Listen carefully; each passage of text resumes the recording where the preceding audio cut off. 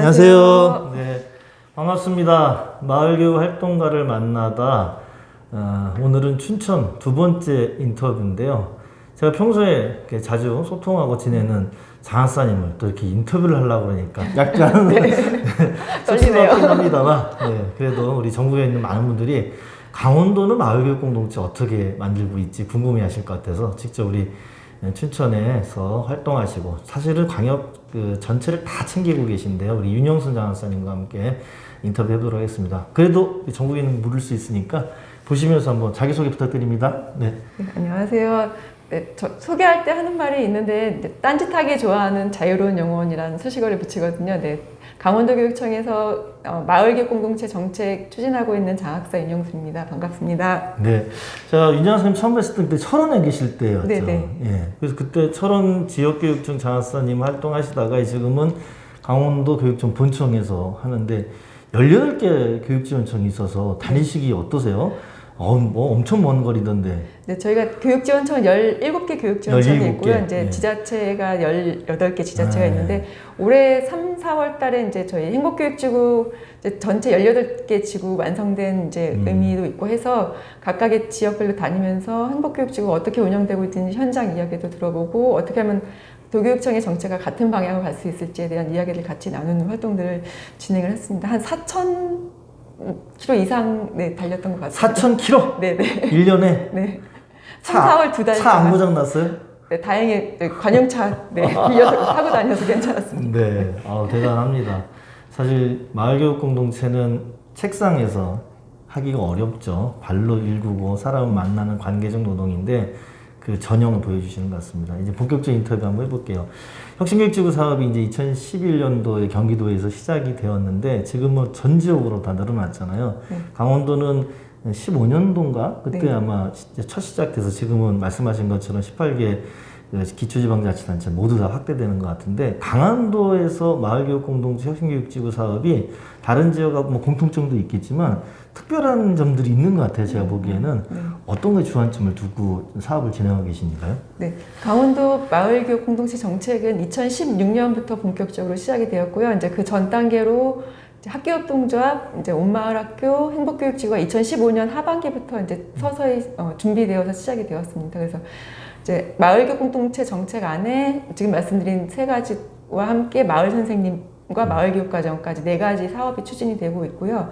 이제 가장 핵심으로 생각하는 거는 이제 마을의 기반을 만들겠다는 그런 관점에서 온마을학교를 초반에 좀 더 중점적으로 지원을 했었습니다. 그래서 12개 단체에서 현재 30개 단체의 온마을학교를 지원을 해주고 있고요. 그리고 온마을학교의 영향력들이 이제 행복교육지구가 이제 순차적으로 지정이 되면서 그 지역 안에서 일정 부분 역할을 해주고 있다고 생각을 하고 있습니다.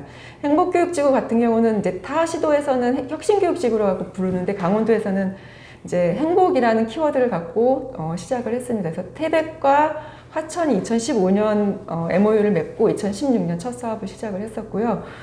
그 안에서 이제 학교 교육의 변화만으로는 아이들의 삶을 변화시킬 수 없다. 그리고 사회 문제가 학교의 문제와 교육의 문제와 무관하지 않다라는 이런 학교와 지역의 다양한 유기적인 관계성에 대한 고민들이 학교와 함께 마을도 함께 변해야 된다는 그런 시도에서 행복교육지구 마을교육 공동체 정책이 시작되었던 것 같습니다. 그리고 또 한 가지는 이제 사회적 경제 교육 및 학교협동조합 사업을 추진하고 있는데요. 이제 제가 정책을 강원도 이제 교육청에 와서 이제 조금 더 집중해서 운영을 하다 보니까 강원도 마을교육 공동체 정책의 가장 그 기저에 깔린 그런 원리나 사상, 생각 같은 것들을 사회적 경제에서 추구하는 이제 나로부터의 필요에 의해서 이제 공적으로 뭔가 함께 나누고 연대하고 그런 문화가 그 원리에 깔려져 있지 않나라는 생각을 하고 있습니다. 네. 네. 그러니까 제가 들어보니까 교육청이 이제 온마을학교를 시작을 했고 그 온마을학교의 영향력이 이제 지방자치단체와 연계되면서 혁신교육지구가 조금씩 막 늘어나고 그리고 근간에는 시민들의 자발적인 어떤 그 사회적 필요, 사회적 과제를 해결할 수 있는 협동조합 같은 사회적 경제 조직들에 대한 지원, 연계 이런 것들이 좀 유기적으로 좀 총합적으로 다 이루어지는 것 같아요. 하시면서 사실 18개 지자체와 연계하고 섭득하고 이게 보통 어려운 일은 아닌데 그래도 뭔가 내가 일을 꼭 할 수밖에 없는 어떤 소명 의식이라든지 누군가 계속 하게 되는 동기가 있을 거 아닙니까? 네네. 어떤 동력으로 일을 하십니까? 네.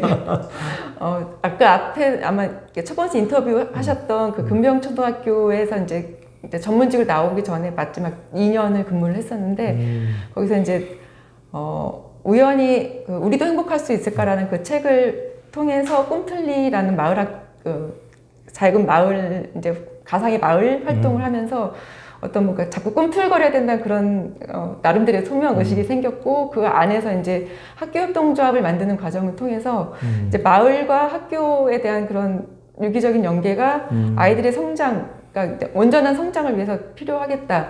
이제 제가 여러 강의할 때 많이 얘기하는 것 중에 하나가 학교협동조합 설립 진행하는 과정에서 이제 수학교과에서 조금 이제 뒤처지는 여학생이 있었는데 그 학생이 그 설립 과정에서 뭔가 주도적으로 나서고 전교생 앞에서 그 협동조합에 대한 설명을 하고 그런 모습들을 보면서 아이들에게 공부는 교과서 안에 있는 공부, 교실에서 갇혀져 있는 그런 공부 이외에도 다양한 것들을 발현할 수 있는 그런 기회를 주는 게 좋겠다는 생각을 거기서 많이 느꼈고요.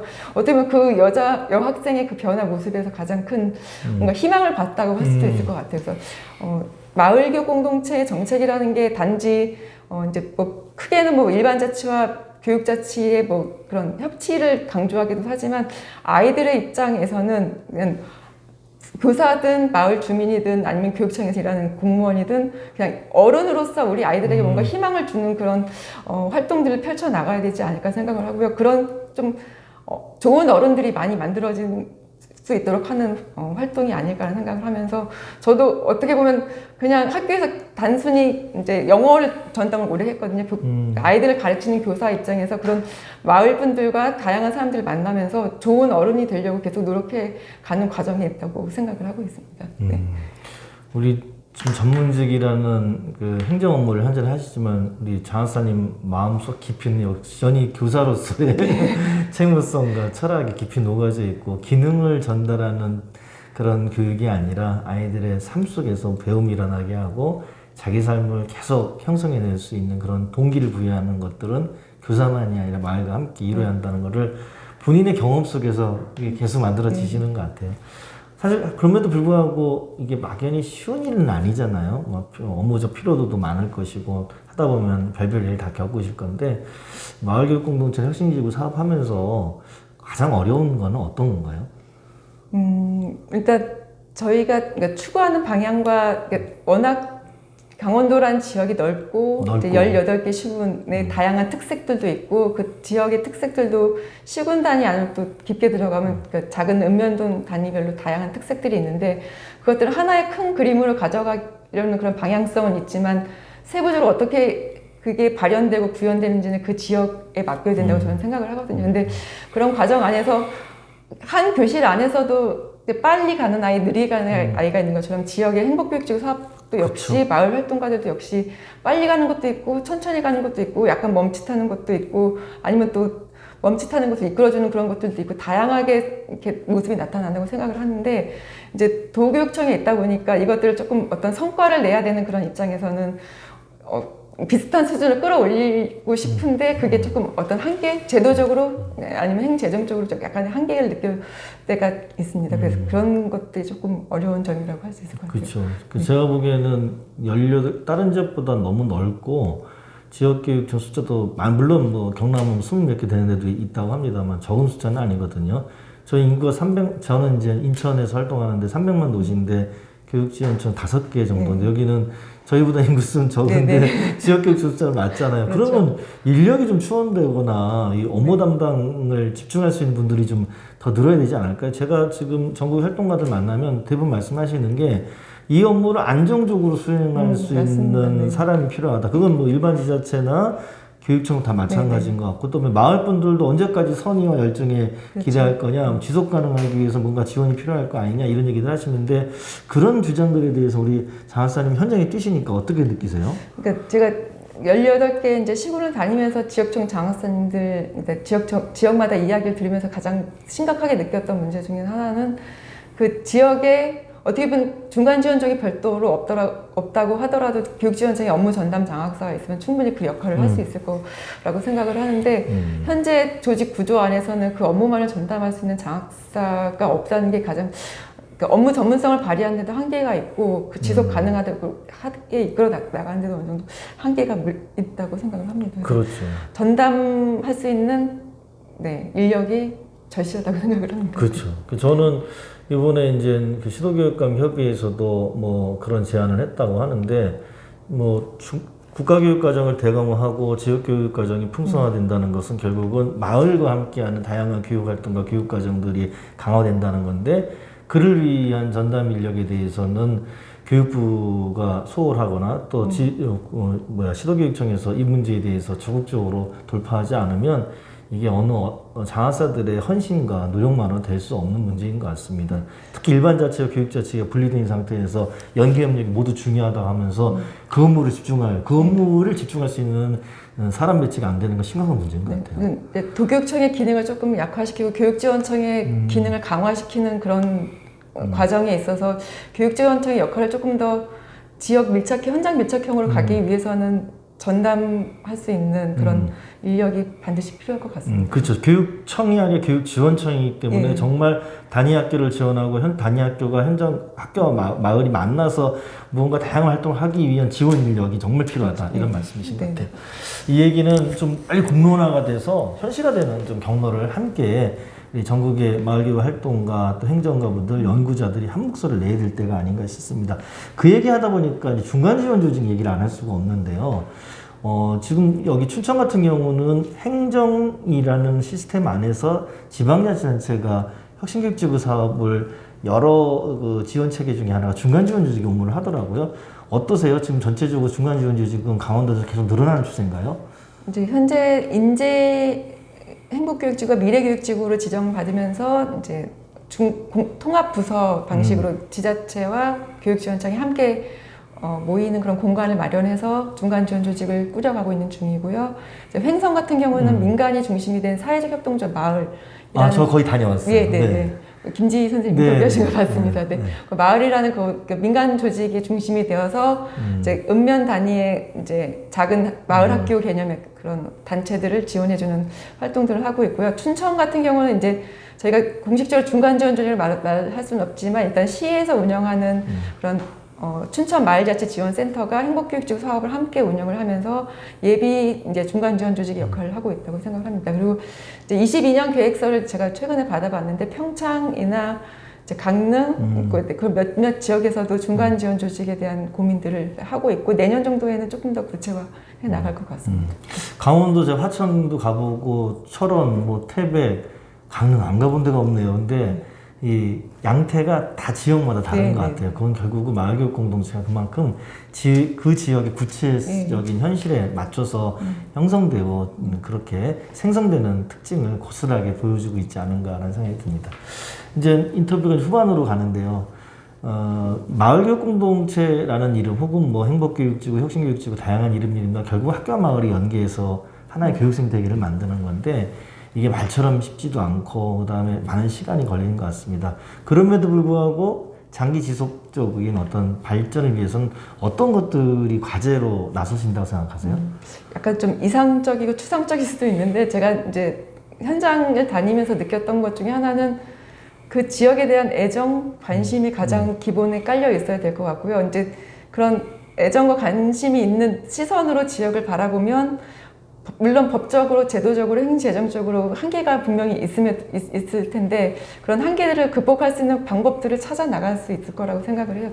가장 기본적인 것은 마인드, 시선이 관점이 가장 중요하다는 생각을 하고 있습니다. 그리고 그걸 뒷받침할 수 있는 이제 저처럼 이제 관에서 일하는 입장에서는 그런 걸 뒷받침할 수 있는 행재적 지원, 법적으로, 제도적으로 기반을 마련해주는 그런 것도 분명히 필요하겠죠. 결국은 이거를 접근하는 거를 업무나 사업으로 보는 게 아니라 어떤 마인드를 갖고 접근하는 건 매우 중요하고 민이 이렇게 중심에 서서 일을 할 수 있는 지원책을 어떻게 잘 만드는가가 중요하다는 말씀 주신 것 같습니다. 강원도의 특수한 상황 중에 하나가 이제 시 단위 주변에 군 단위가 있는데 그 지역에는 이제 정주하는 교사나 장학사의 비율이 상당히 낮거든요. 있거든요. 근데 그것만 가지고 그 사람들을 군에 와서 정주하도록 하는 것보다는 그분들이 내가 그 지역에 머물고 살진 않지만 그 지역에서 근무를 하는 기간 동안만은 내가 이 지역에 조금 더 관심을 갖고 알아가고 싶다는 그런 마음이 있다고 한다면, 그러니까 제가 철원에서 있을 때도 그랬거든요. 그러니까 철원에서 2년 반 정도 근무하면서도 이제 춘천에서 왔다 갔다 출퇴근하는 과정에서도 이제 저는 철원에 대해서 상당히 궁금해하면서 사람들을 찾아가면서 만나면서 이야기를 나누면서 조금 더 이런 판을 넓혀갔던 그런 경험도 있고 해서 어떻게 보면 꼭 살지 않아도 그 지역에 대한 관심과 애정이 어떻게 보면 가장 기본이 되지 않을까 생각합니다. 마을에 대한 내가 토한 지역에 대한 관심과 애정이 출발 지점이다 라고 말씀 주신 것 같습니다. 자, 이제 이야기 마지막인데요.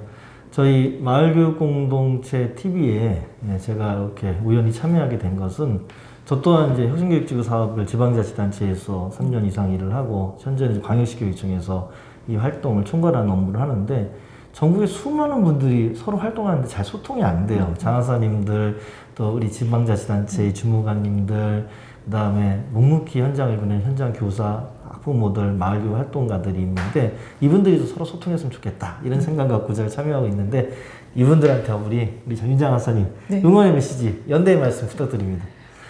네, 이제 제가 어떻게 보면 마을교육 공동체 이제 정책을 이게 진행을 하면서 약간 병 아닌 직업병이 생겼는데 뭐 드라마를 보거나 영화를 보거나 책을 보거나 모든 채널이 마을교육 공동체 쪽으로 이제 녹아 들어가더라고요. 그런 과정에서 저도 여러 이제 교직에서만 있었던 그런 경험에서 벗어나서 다양한 사람들을 만나면서 제 스스로 충만해지는 그런 느낌을 갖거든요. 그리고 인간은 누구나 불완전한 존재이기 때문에 나를 메꿔줄 누군가가 반드시 옆에 있어야 된다고 생각을 해요. 그래서 이런 마을에서 활동하시는 모든 활동가분들도 그런 마음으로 선뜻 선의의 그런 손을 내미는 것이 아닐까 생각을 하고요. 그런 서로가 서로를 채워주면서 뭔가 스스로 뭔가 성장해 나가는 그런 경험들을 통해서 나도 행복하고 너도 행복하고 모두가 행복한 그런 조금 더 좋은 그런 대한민국을 만드는 데 기여한다는 자부심을 가졌으면 좋겠습니다. 네, 아유, 고맙습니다. 언젠가 누가 교육이 세상을 바꿀 수 있을까라는 질문을 저한테 한다면 저는 바꿀 수 있다라고 답변하면서 그것은 제도교육만이 아니라 제도교육과 그것을 둘러싸고 있는 지역사회, 국가사회, 마을이 함께 바꾸는 마을교육 공동체가 세상을 바꾸게 될 것이다라고 주장한 바가 있는데요. 그래서 저는 마을교육은 미래교육이다라고 말씀을 드리고 있습니다. 장기간 인터뷰에 응해주셔서 감사하고요. 오늘 이야기 마치면서 전국에 있는 마을교육 공동체 TV 시청자 여러분, 저희 마을교육 공동체 TV에 많은 관심과 지원, 연대, 좋아요, 그리고 구독 눌러주세요. 부탁드립니다. 고맙습니다. 네. 감사합니다. 수고하셨습니다.